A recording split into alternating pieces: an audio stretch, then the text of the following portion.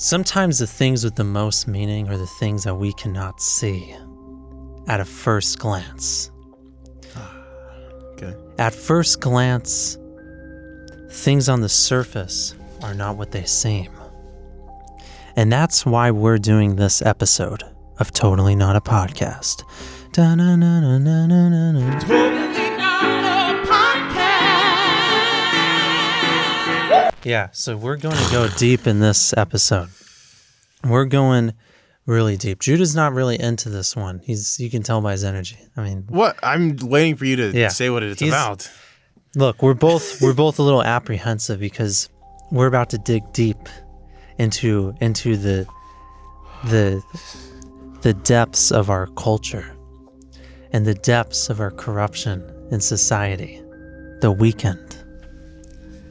The Weeknd, the artist, The Weeknd. The artist, The Weeknd. Not The Weeknd as in The Weeknd. Super Bowl halftime. What was this? Super Bowl 53 or something? 54? I don't know. But we had a halftime show that millions and millions of people watched. Mm-hmm. And there's something that happens in our culture, not our culture, I should say, in our world, that we like to overlook details. We're being laughed at. We're being laughed at. What do you mean? Well, the truth is, the evidence points to that it's not. And that the society we live in has it. Hey, don't make that face, man. I'm listening. Man. See, the skeptic, right? The skeptic of all of this says there's no conspiracies. There's no illuminati, there's no. So what was weird about the halftime show? What are you getting at here? I'm basically setting this up because I want us to be aware. I want us to be aware that the things that we see are intentional. Think about when you make a movie. Every single frame that you put into that film, you thought about, you wrote it out, you storyboarded it, you slapped it on it. No, we really nice. Think about everything and bam, you saw it. Bam, you saw it. No, but the things that we put in a movie, for example, every frame is carefully thought through. Well, the same goes for the movies that we see and the music that we see. So that's why I want to talk about The Weeknd, because this is an example. This is a quintessential example of the status of our culture. Let's start off with the beginning. How does it start? Do you remember, Judah? What, The Weeknd? The halftime show. I do not remember how it starts. You don't remember? I don't. Well, it starts with the. No, I don't. The lights, the casino lights. It starts with the casino lights in the car, and it's like a cool shot. It's very cool. Yeah. Very well done. The like lighting in the whole show is the best thing. The lighting is great. But we have this car descending and this Weeknd coming out of it in a red jacket. This has been his shtick for the last year. Mm-hmm. He comes out in this jacket, the sunglasses, and he disappears. The attention suddenly goes to, and we'll show it in the clip, an angel descending from the heavens. Mm. But this is not an angel that you would think would be angelic. No, they have a choir. Oh, they have a choir. They're all in white robes.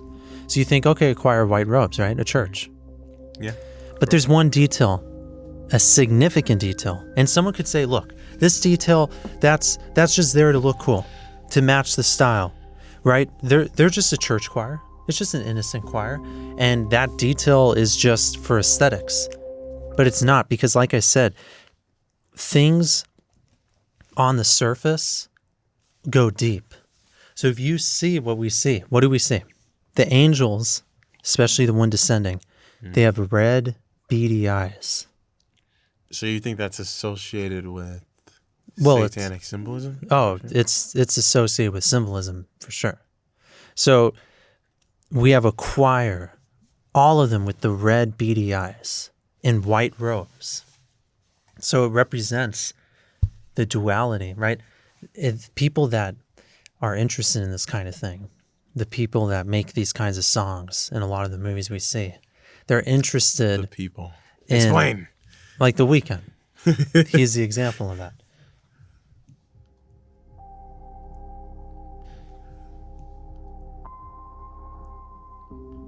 Can you hear that? Yeah, we just heard walking. I think they're watching us. No, we're just nice. No, anyways. maybe. But so the Weeknd is an example of an artist, right, in the popular culture that is interested in displaying this side of the occult. And actually, what cult? Well, you know, there's a lot of different forms. Satanic, there's Masonic there's a cult. lot of forms of satanic cults too. Yeah. So we need to be aware that this is what So many The of the Weeknd is a part of this? Oh, yeah. Many, you know. many popular artists and filmmakers, and it's all throughout our media. And this is just one of many examples, but I want to bring this to attention just because it's an interesting talk. That it's not saying, look, there are people that may defend this and say it's totally fine. What's or totally fine? Say Satanism or whatever he's doing. Obviously, it's not, because you find out what it involves in reality. But the idea of what they're doing is they're being open.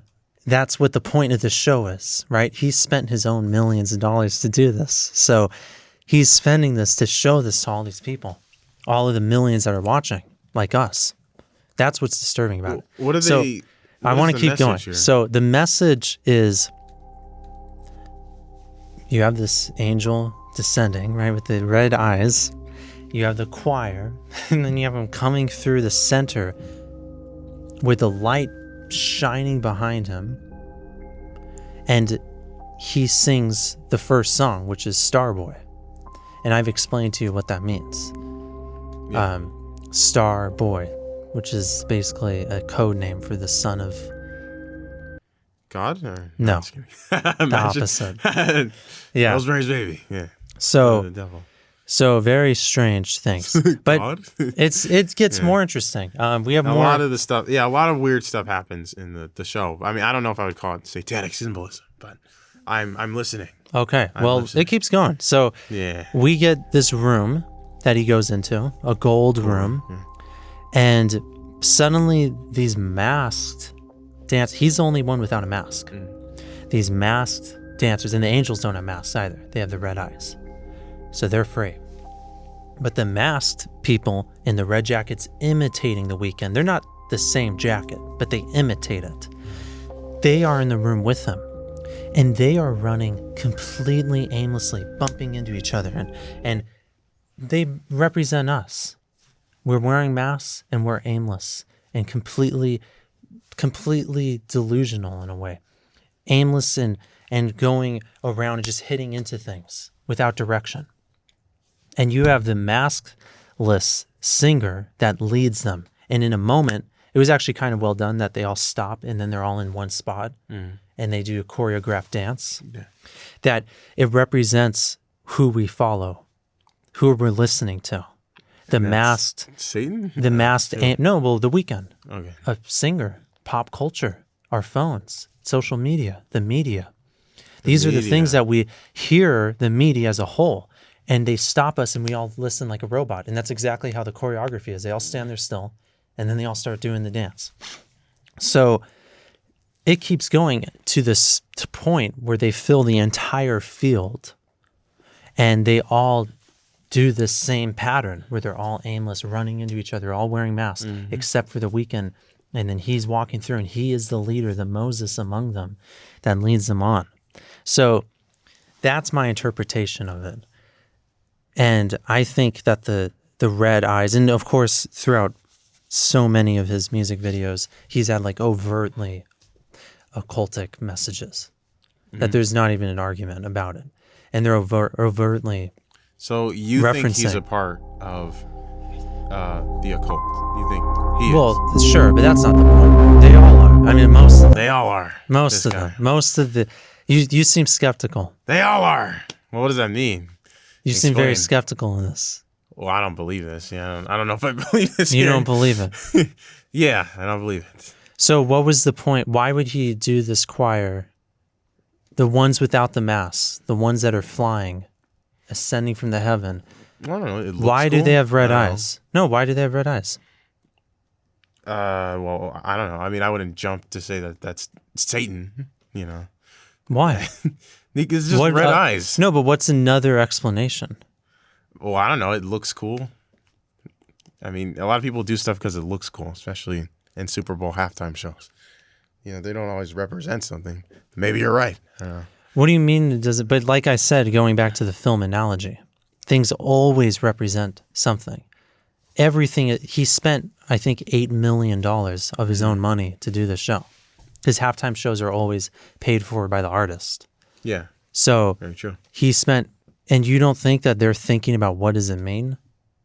They're just going to do something. With the Weeknd and the show designers. You don't think that they're going to be thinking about that? About what it means? Well, maybe. I mean, to think, Maybe? to think that it's like satanic symbolism is like pretty extreme. But what else What's is more it? extreme than that? How is that extreme? We're having a pretty choir of beady red eyes. You know, that's not like, okay, yeah, the choir with beady red eyes. What else is it? Well, I don't know. Like, you're saying there has to be a meaning towards it. Oh, well, there's always a meaning. There's always a meaning. Yeah. Okay. So I still don't get like his purpose in doing it. Well, that's the thing that people are gonna have to look What's the into purpose? on their own. But the truth is that things like this are put out into the open for us to see. So obviously you're saying that he wants us to know. Oh right? yeah. That it's a cult, whatever, satanic thing. But like what? Yeah. Next step. Like, what's the purpose to that? The purpose is to show us. So Basically, the idea is if you show somebody, if you reveal to them something, if you tell them, "Oh, I'm doing all of this and it's wrong and it's bad," but you don't do anything about it, and you just say, you just go, "Okay," then they're not, in their mind, they're not guilty.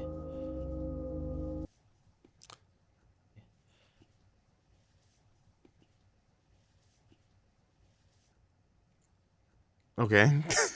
So You're laughing.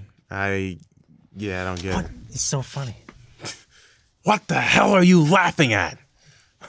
Yeah. What are you laughing at? Why do you think this is funny? Well, I don't think it's funny. I think this sucks.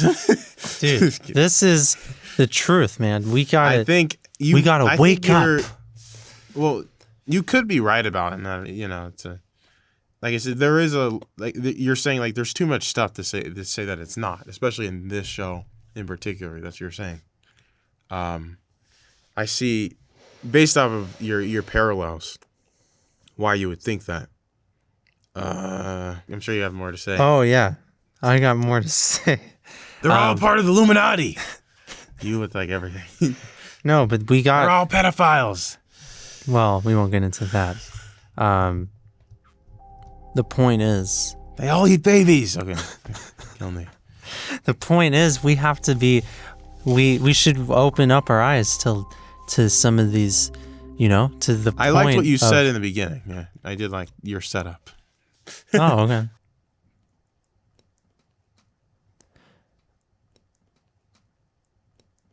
But it's like what Jordan Peterson says. Like when you see a can of Coke, you don't see a can of Coke. Your mind immediately is associating all of this memory with that Coke. And it's taking that and it's creating a sense of, taste and desire and, meaning about that Coke. And it creates this whole thing. So it's very similar. That when symbols and images that we see in media and music and movies, right? News, all of these things, there's it's a context. And so that's kind of why I love that movie Under the Silver Lake, because it shows there's a web of pop culture that we've been inundated with and we've consumed since we were children. And all of these things, we'd be surprised to find out. It's kind of like how Gavin Newsom and Nancy Pelosi are like related. You know? Yeah. You find weird things like that, right? That there's a connection between these groups, you know? So same goes with our pop culture. So it's interesting. There's a connection between it all. Cross-referencing. Of symbolism.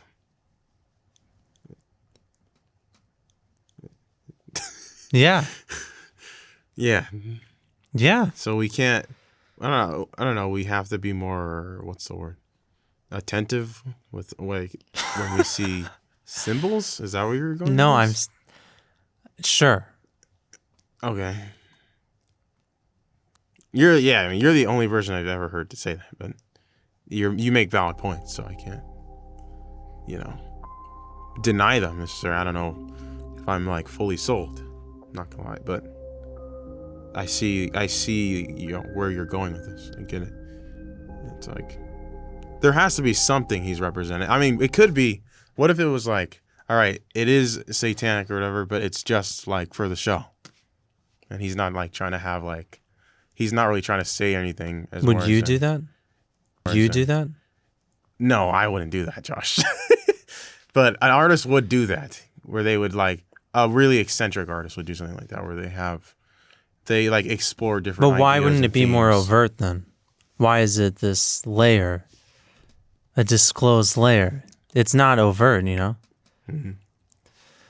And you're not really saying much, but like you didn't say anything about the show itself and stuff. Well, I saw it once, like 10 minutes ago. So Whatever, hours ago. Yeah. So I wish. I didn't study it. What did you think of it? I thought it sucked. It was boring and lifeless. That's the interesting point that you had. Lifeless and boring. Yeah, go into that. You said What? something about connecting to the audience. That was interesting.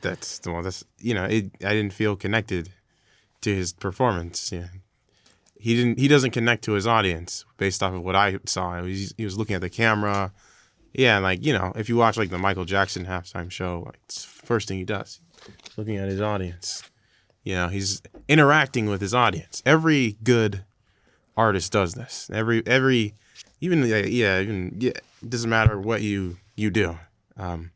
Like you have to do that. So he's failed. He failed to do that, especially at the show. And so I felt like nothing. It was like when I saw like lights and like everything looked really nice, but there was something there. I was like super emotionally distant from the whole show. I didn't see any of the satanic stuff until you mentioned it. But that's like I overall was a bad show. Like I said, the only counterpoint. Yeah, his singing so was. He makes this note that's like so dissonant. We'll play it right here. Yeah. Yeah, it's bad. Oh man. So yeah, overall it just wasn't a good show. Like I said, there are some artists that like are super eccentric and they'll try out different things for their art. Yeah. But you're saying that you don't think he's doing that. You think he's genuinely like trying to say some sort of deeper meaning besides that. Yeah. So I do. Okay. I don't know. Like I said, that's the only argument I would make is like some artists do that where they have like really crazy shows and stuff. And, but then they make it overt, so they get news coverage, or it's like, oh, he's playing off of this. Yeah, it's this wasn't controversial. This isn't overt. These things are put in here to condition us. There are a lot of dark things that we're being conditioned to accept. I don't want to bring them up on here, but people can look into it. That as time goes on, it gets darker and darker, and we're becoming more and more conditioned in the media. Think about when movies first started out. They were much more violent, right? Not compared to today, but compared to after the Hays Code, there is some violence. But even then, I mean, even Scarface, right, the original from 1932 or whatever, it's not that violent. It was considered extremely violent, and you know, there's like mild sexual content. It's a PG-13 movie, but that was without the Hays Code, and then after, films were very tame. But you can see throughout the decades, especially in the 60s and then the 70s and the 80s, you know, things continued to be pushed. And here we are 50 years later, and we're seeing it become worse and worse. And you can watch the music videos he did for the After Hours album and some dark stuff. And it's not just entertainment. It's not. That's the concern. So I think we should be a little more aware. We should look out a little bit more, because the conditioning, that's my concern. That's what I am afraid of. Conditioning. Conditioning of what? In general? Conditioning To accept the things that were being shown on the TV. Accepting things at face value. Well, accepting something like this choir. Accepting something like being in mass, roaming aimlessly. Nobody thought anything of it. They were like, this is a sucky show. It's a societal commentary. You know, we're all in mass, we're wandering aimlessly, and the only thing that we will listen to is the power of media, the power of the singer. That's the only thing that will get us all to stand in line.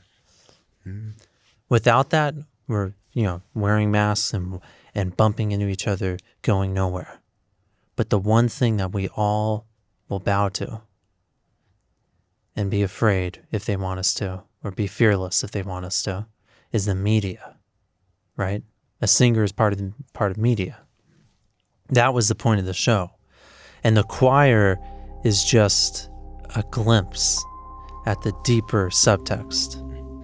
It doesn't make sense. How does that not? We'll cut this part out. We're done. You can't ask me something like that on the spot. So if you like this video, all right, this one sucked. All right, if you want to like, share, and subscribe. Okay. Oh man. Come on.